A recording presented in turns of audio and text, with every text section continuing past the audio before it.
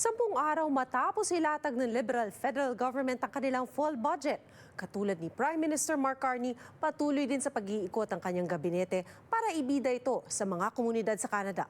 Kabilang ang pagbisita kamakailan ni Minister Richie Valdez sa Filipino community sa Winnipeg. Ang detalye sa report ni Paula Saraza.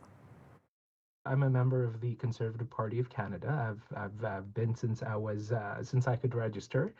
But I think, these conversations are very important in a country like ours, because at the end of the day, unless we work together, no matter what the political leanings are or personal beliefs, we're not going to achieve anything fruitful. Kabilang ang registered nurse na si Mark Reyes sa mga sumalubong kay Liberal Minister Richie Valdez sa pagbisita nito sa Filipino community sa Winnipeg, Huwebes.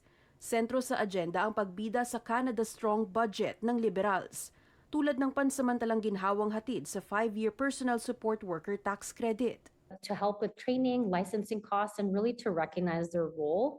The PSWs will be able to claim a refundable tax credit. To your point, it's 5% of eligible earnings, up to $1,100 per year, and this takes effect in 2026 when you file your taxes through to 2030. Pero walang pinalagpas na pagkakataon ang mahigit 30 dumalo para iangat ang kani-kanilang mga hinaing at questionin ang paggulong ng budget kung sakaling maipapasa ito ng partido. What are you doing to ensure that affordability is still being addressed?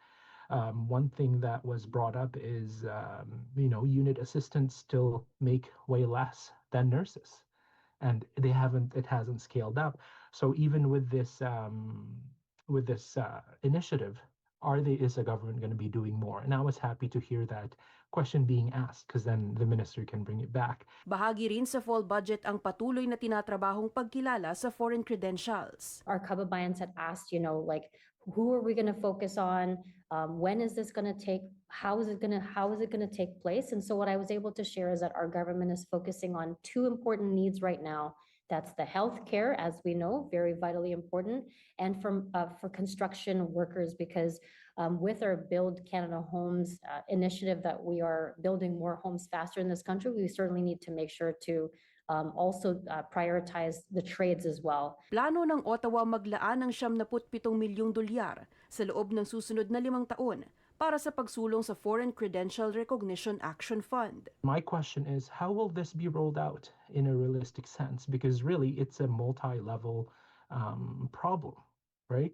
So you have to work with, there's the federal government who can provide funding, but then you need to work with the provincial government, you need to work with the municipal government, you need to work with colleges. Like as a nurse, when it comes to certification, it's the College of Nurses of Manitoba.